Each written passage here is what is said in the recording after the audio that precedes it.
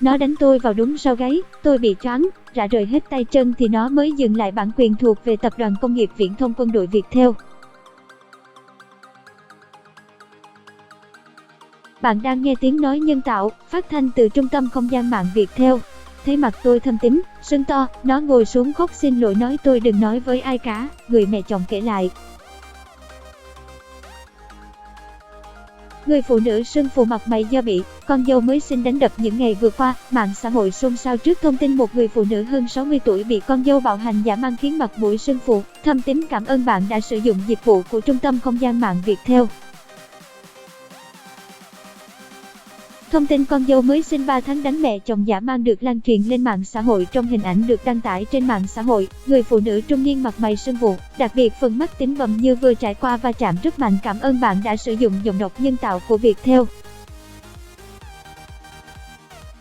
Cảm ơn bạn đã tin tưởng sử dụng dịch vụ tổng hợp tiếng nói của trung tâm không gian mạng Viettel. Đăng tải kèm bức ảnh là dòng chú thích: cưới chưa được năm, con dâu đánh mẹ chồng ở tỉnh mình. Bạn đang nghe tiếng nói nhân tạo, phát thanh từ trung tâm không gian mạng Viettel. Địa chỉ cụ thể là ở thôn 8, đội 2, xã Long Hà, Phú Riềng, Bình Phước. Nói chung là nếu mẹ có sai thì cũng không được đánh mẹ như vậy. Bản quyền thuộc về trung tâm không gian mạng Viettel. Ngay sau khi đăng tải, thông tin này đã khiến người dùng mạng xã hội vô cùng phẫn nộ. Một số chỉ trích gay gắt hành động của cô con dâu. Số khác tỏ ra bán tín bán nghi về tính xác thực của câu chuyện. Cảm ơn bạn đã sử dụng giọng đọc nhân tạo của Viettel. Tuy nhiên, theo thông tin trên báo Bình Phước, sự việc trên là có thật, xảy ra tại xã Long Hà, Phú Riềng, Bình Phước vào ngày 24 tháng 6 vừa qua. Bản quyền thuộc về trung tâm không gian mạng Viettel. Người phụ nữ bị bạo hành là bà Đỗ Thị Tạo, hiện 65 tuổi.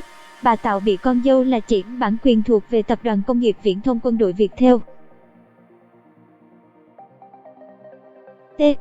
T, 32 tuổi, đánh đập, chị T mới sinh con được 3 tháng.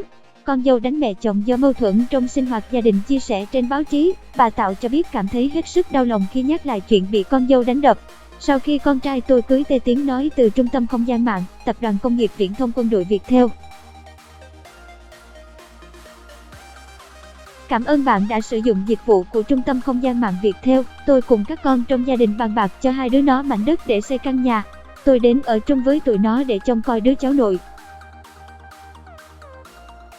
Tiếng nói từ trung tâm không gian mạng, Tập đoàn Công nghiệp Viễn thông Quân đội Viettel.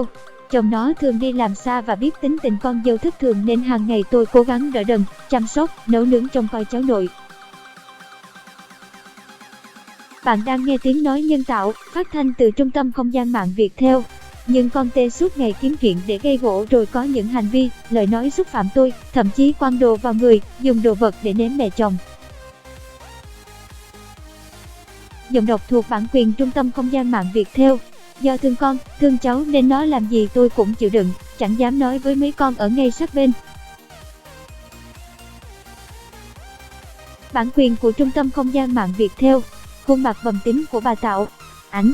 Báo Bình Phước nguồn cơn sự việc. Bà Tạo cho biết trên báo Phụ nữ Online, vào tối ngày 24 tháng 6, do thói quen của mình, bà đi tiểu vào bô rồi để bên cạnh bồn cầu, định để ngày hôm sau tưới vườn rau. Cảm ơn bạn đã tin tưởng sử dụng dịch vụ tổng hợp tiếng nói của trung tâm không gian mạng Viettel. Nó vào trong thấy rồi quay ra lớn tiếng nói lần sau còn để đây nữa là tôi hất vào phòng của bà. Giọng đọc được nghiên cứu và phát triển bởi các kỹ sư trung tâm không gian mạng Viettel.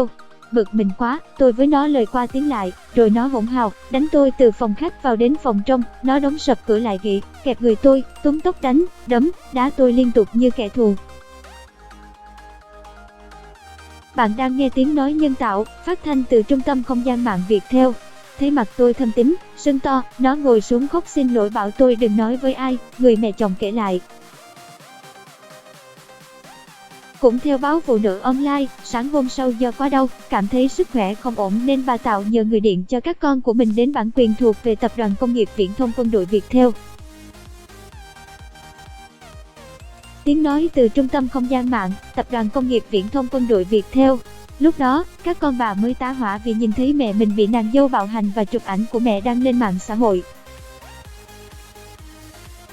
Con dâu từng có một đời chồng, 2 con riêng. Trả lời trên báo Phụ Nữ Online, Thiếu tá Phạm Thanh Tuân, trưởng công an xã Long Hà, huyện Phú Riềng, cho biết, gia đình bà Tạo đã trình báo với công an xã về sự việc giọng độc cung cấp bởi Trung tâm Không gian mạng Viettel.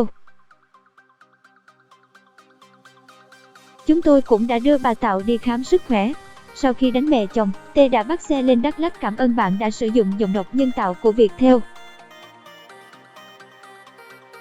Hiện chúng tôi đang phối hợp cùng gia đình, chồng của cô T vận động cô này về để công an xã tiếp tục xác minh, xử lý theo pháp luật. Bạn đang nghe tiếng nói nhân tạo của Trung tâm Không gian mạng Viettel. Bạn đang nghe tiếng nói nhân tạo, phát thanh từ Trung tâm Không gian mạng Viettel. Bà Tạo với nhiều vết thương trên mặt do chính con dâu gây ra. Ảnh, báo Phụ Nữ được biết, trước khi về làm dâu, T. Dịch vụ tổng hợp tiếng nói được cung cấp bởi Trung tâm Không gian mạng Viettel đã từng có một đời chồng và 2 đứa con riêng. Nhân dịp nghỉ hè, con dâu muốn đưa 2 đứa về ở chung cho vui. Bà Tạo không cấm cản mà thương, chăm sóc 2 đứa như cháu ruột của mình. Sau khi sự việc đánh mẹ chồng bị các anh chị em lên án dữ dội, T đã dẫn con bỏ đi tiếng nói từ Trung tâm Không gian mạng Viettel. Bản quyền thuộc về Tập đoàn Công nghiệp Viễn thông Quân đội Viettel. Sau đó, T lại bất ngờ trở về rồi nhờ một người hàng xóm chuyển hết tivi, tủ lạnh, máy giặt qua nhà hàng xóm gửi nhờ. Bạn đang nghe tiếng nói nhân tạo của Trung tâm Không gian mạng Viettel. Điều này khiến gia đình bà Tạo càng thêm bức xúc. Chúng tôi sẽ tiếp tục thông tin thêm về sự việc.